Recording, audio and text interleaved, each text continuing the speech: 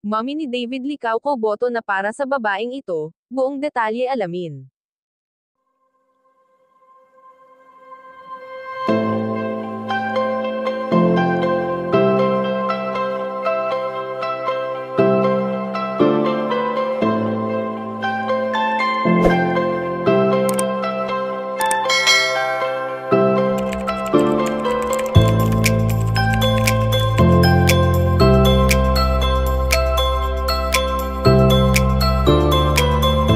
Alam naman natin na walang magulang ang nais na mapahamak ang kanyang mga anak, kaya naman ang lahat ng nais ng mga magulang sa mundo ay para rin sa ikakabuti ng kanilang mga anak.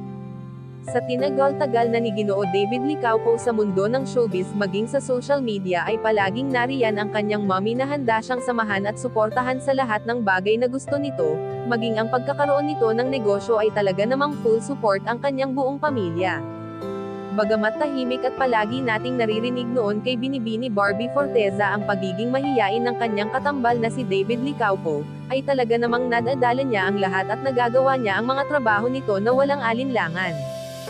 Sa ilang taon na nagsama ang tambalang barda ay hindi naman lingid sa ating kaalaman kung gaano nila iniingatan at pinapahalagahan ang isa't isa na ating makikita sa kanilang dalawa simula noon magpasa hanggang ngayon. Kaya naman ayon sa aming impormasyon na nakalap na boto na ang mommy ni David Licauco sa babaeng ito, at ito ay si Barbie Forteza na noon pa man ay gusto na nila para sa binata.